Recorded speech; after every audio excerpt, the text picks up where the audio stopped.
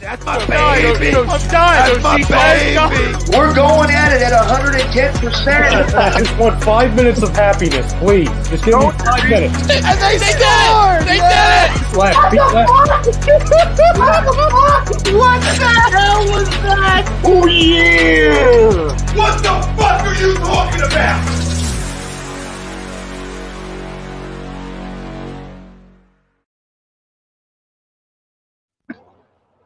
All right, fam. Welcome back for another episode of the Athlete Spotlight. We got another special one with this afternoon.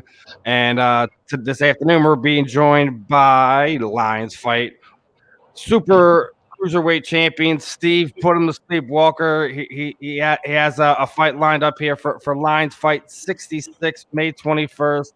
Deviorus Tubbs is going to be his opponent. He's looking at another victim to the list, so to speak, fam. But real quick before we get into it, this episode and show is brought to you by SpecializedPhysicalTherapy.com. He's our doc now. Let's make him yours, Dr. Paul Vidal at Specialized Physical Therapy LLC. 2 locations in Burlington and Cherry Hill. He's our doc now. Let's make him yours, Dr. Paul Vidal. That's SpecializedPhysicalTherapy.com. And our poll question this afternoon: will Stephen Walker notch the 4th consecutive TKO victory at Lions Fight 66? Agree to disagree? What do you think, Steve? You've been pretty impressive being able to get your opponents out of there. At least the last handful of fights. You've been kind of went a little viral with the last one. Was really amazing. What are your thoughts, man? Is it just you just having a knack of being able to hit the button lately? No, I think that last one kind of put me on the radar on a lot of fighters' platform. I think I've always been skillful. I'm still working on developing and sharpening my skills. But that UFC Fight Pass fight up when I fought on Lion Fight was definitely an A+ for me, because I think like the world is kind of waking up and the world is kind of like interested now on who's Steve Walker. Yeah, they're definitely you definitely put yourself on the radar with that. Hopefully would hope also you get some more eyes coming to Lions Fight and Muay Thai in general with that, because that was just one of those ones, man. Like if you're not one of the top 2 candidates for knockout of the year in combat sports when it comes down to that, there's something wrong with people. That's all I gotta say. And fan, if you haven't seen his latest knockout, go check it. Go ahead.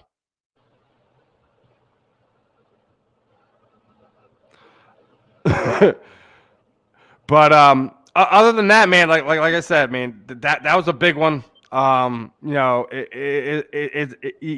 you got this one coming up here, Deviorus Tubbs, Lion Fight 66, and another big one.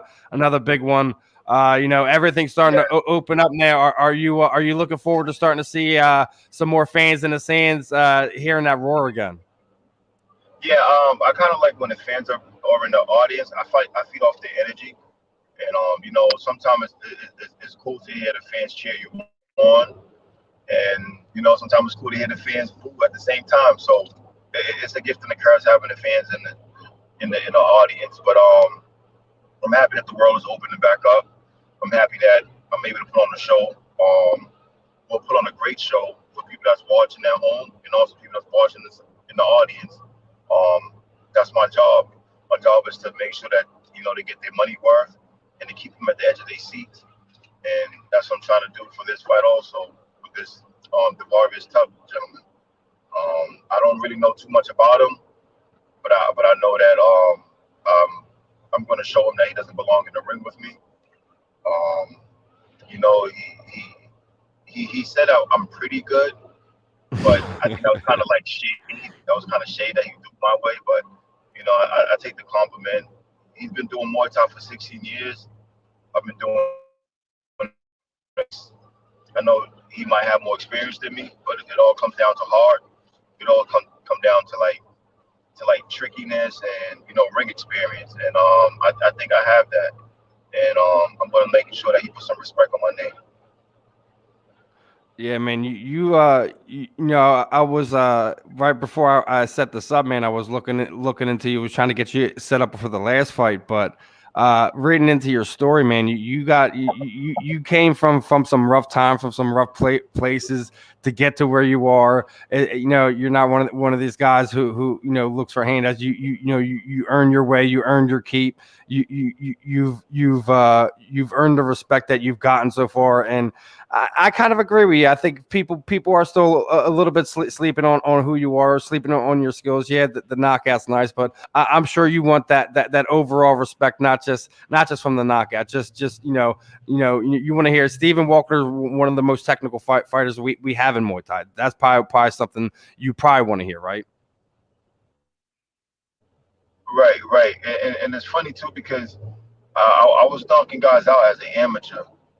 And so all this never happened overnight. Like I had to put the work in, I had to develop the power, I had to develop the explosiveness, and I had to like find my niche and my craft in the ring, and what makes me feel comfortable. So like everything that I'm doing now, was doing that as an amateur, and then now as a pro, I just know how to put stuff together. Like I don't really chase a knockout. But when I see it, I go after it. Like they say, a shark that smells blood.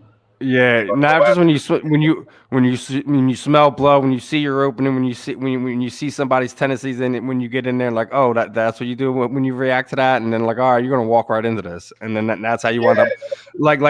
People we talk about fight IQ all the time. Like sometimes it's not even like getting lucky. It's something. It's about setting it up 2 or 3 moves before you get it, and they walk right into it or turn right into it.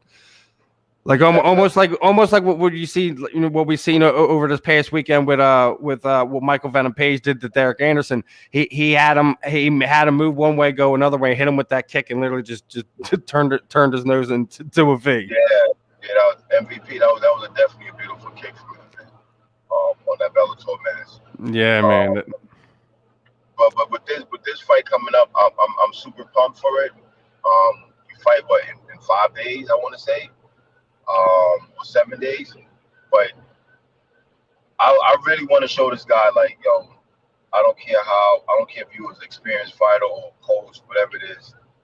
When me and you was in that ring, it's just gonna be me and you in that ring. And like I said, I'm gonna hurt him. I'm gonna put on a show. And like I said, I really want him to respect me. I don't think he got respect for me because he called me out. He told the promoters that, okay, I could take Steven. So, he come knocking on my door. He gonna get what he asked for. Hey man, sometimes that sometimes the fight is made in situations like that. Like when you had those type of conversations, when you make the fight and like you said, it's how it's said, it's what it said, it's how it's brought about. Like you can like in the fight game, we know how things are said and done in certain ways, and that is sometimes that's how what makes either a great fight or we'll see some excitement when we get ready to when you guys come face to face and you guys finally say some words to one another. It should be good. But I think everybody should freaking like tune in. And if you don't have the UFC Fight Pass, make sure you download it. And this is one of them fights you don't want to miss. Oh, for sure. And, as always, Scott and the guys at Lions Fight always put together an amazing event, not just from your fight, but the rest of the card as well. How excited are you with what they're doing moving forward and what and some of the Scott, we had him on here last month or so, and he was talking some international destinations.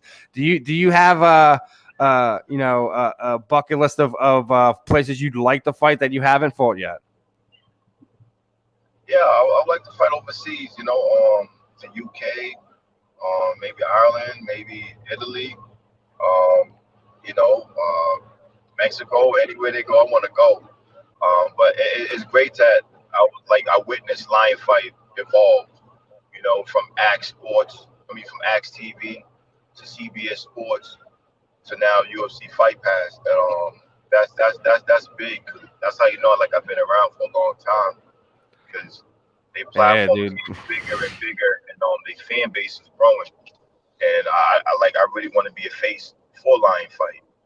And like I said, my job is to hold the title as long as I can, and I'm gonna continue to hold the title as long as I can until, you know, the day someone take the belt from me. But like No, I said, it shouldn't be mine. anytime soon, man. Like no disrespect, man. You know, it's one of these things. Like I like your complete game, like not just the knockouts and stuff like that, man. You know, and hearing what you're saying here with what wanting to be the face, wanting to be like I want to, you know, I want to be the guy that, you know, a John Jones type, somebody who's that face of the organization for, you know, 10 plus years and holds that belt, you know, with an iron hand. So it's one of these things, man, where they don't have. They don't have that star yet. You know, if you really look around in Muay Thai, at least here in North America, you really haven't had that star arrive. So that's one of the big things about you having, you know, that ability to have that spectacular stoppage, but also I want to see what they do as far as developing how they promote and everything, because to see the most important thing, man, like you already know what it is. It's about being able to connect with the people, connect the fans, and for them to find that special thing about you, man. And like I said, I think when people hear about you, they hear your story, they hear where you come from. No one will be able to deny like who you are, your skills, and you're going to arrive within the next 2 years if you can continue on this trend that you've been going on. If you ask me, the goal is to stay hungry. The goal is to still have that candle fire inside you still lit. You know, sometimes some people might, you know, like get bored with the sport, or that fire that they once had, they don't have it no more. It could come from an injury. It could become from a loss of a family, or, you know, life have its way of taking control over our life. But I think the thing about me is, like, I love Muay Thai. Like, I think about it when I go to sleep. So I see myself doing this for a long time, and like every day in the gym, I try to come up with something new, like a new idea, a new drill on the bag, some type of off the wall type of combination that seem impossible, but once you coordinate it, it could happen. And I think that's why I love the sports, because I'm always being creative. I'm always thinking. I'm always trying something new. Like, all right, instead of just hitting the bag, what if you end up standing on something and work your balance and teeth? And, you know, so I'm always developing something new, and that's what keeps me intrigued with the sport, because it's not just all about kicking the bag. There's more to just Muay Thai than just kicking the bag. More to kicking it, more than punching it, elbowing it, whatever, man. Yeah. Like it's one of these things. So it's safe to say you're not one of these guys that you're gonna dabble around into other sports. I guess you're gonna continue along this reign. You know, are you going to be one maybe, you know, take challengers in upper or lower weight classes to challenge yourself when and if that time presents itself?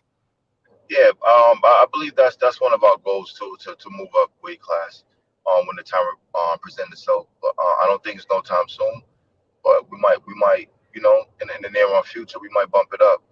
I might leave the 205 category and try, you know, the heavyweight, the 230, or maybe go down 185. I don't know, but it's a mystery. It's a mystery right now. Yeah, Stay yeah. tuned.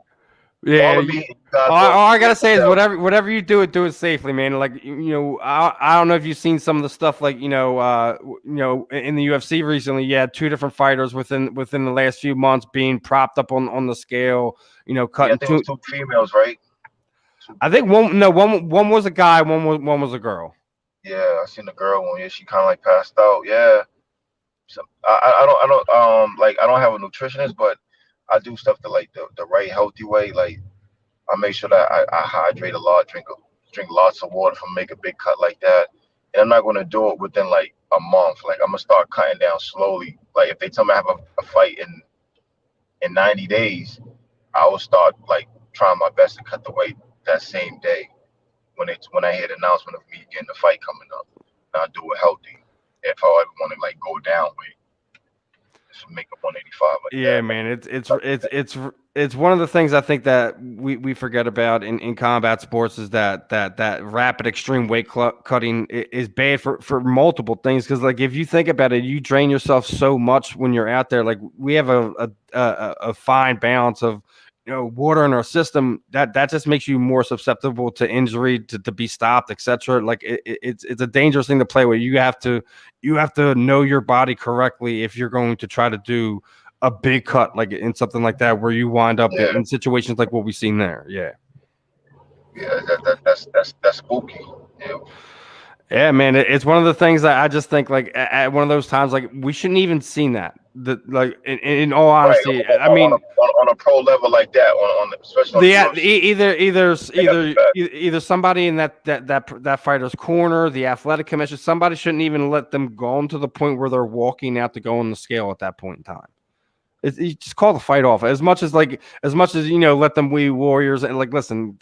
Let's err on the fighter's safety, because we're gonna see a time where that needs to be the first hand. It has to be. It can't be about the fight. It can't be about the money always. It has to be fighter safety first. But and that's a good thing about life, because that's how rules are made. Because we make mistakes and then we come up with rules, or we come up with laws off of somebody else's mistake. So hopefully with this situation that happened, unfortunately that happened, they'll come up with a new law or new rule on how much cut they could make or something like that.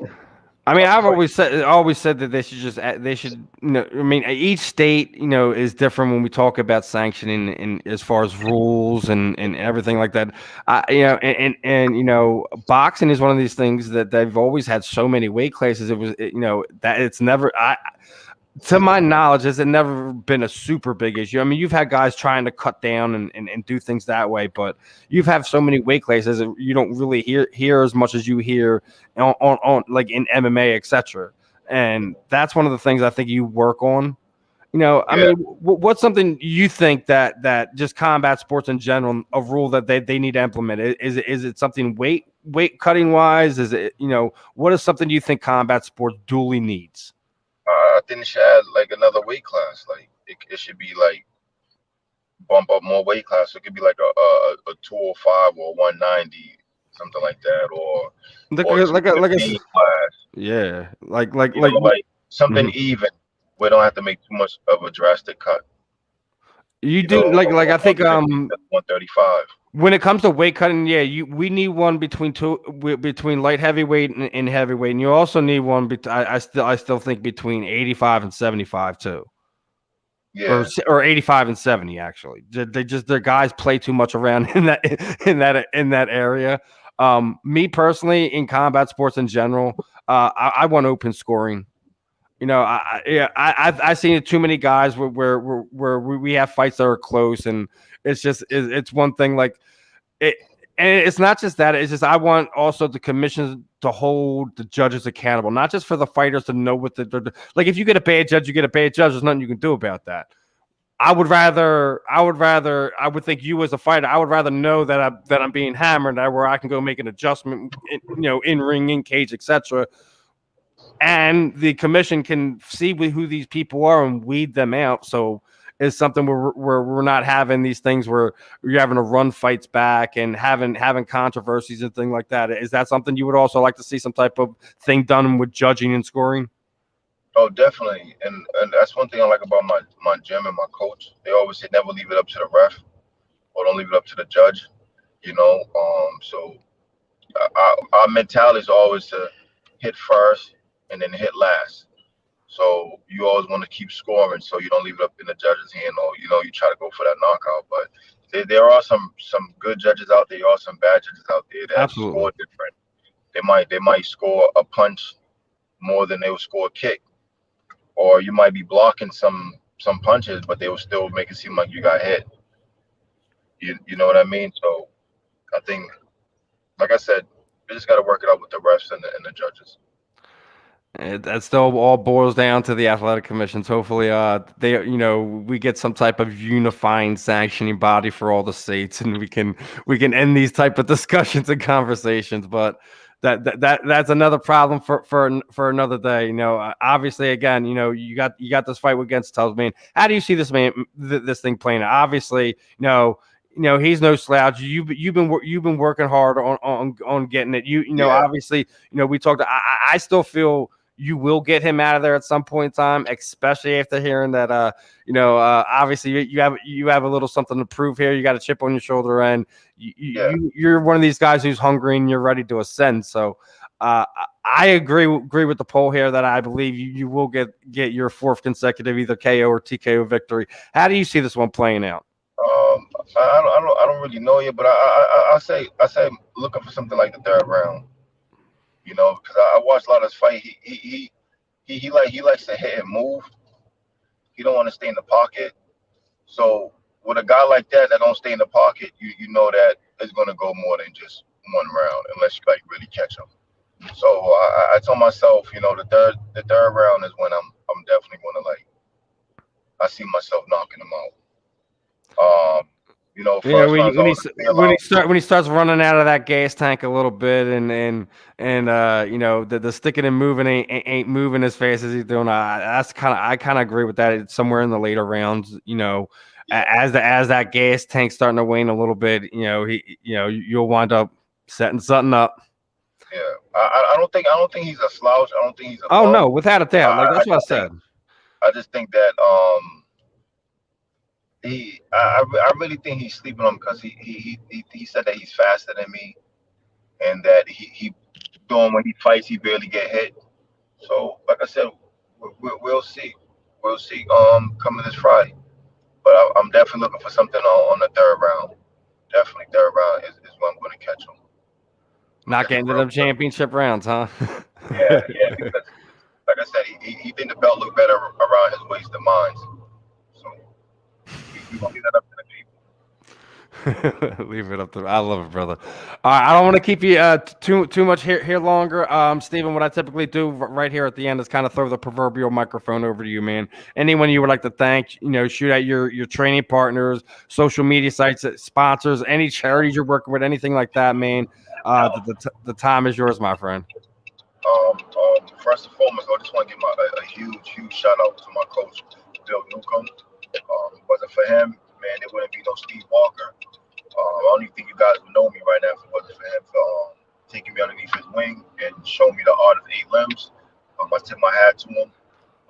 You guys can follow me on Instagram, stop_sleeping, because I believe that's what the world is doing on me right now, is sleeping on me. So remember, stop_sleeping. That's my personal page on Instagram. But if you want to follow my fan page on Instagram, it's I am Steve Walker 1. That's on Instagram. And also you can follow me on Facebook, Stephen Walker. That's my name on Facebook.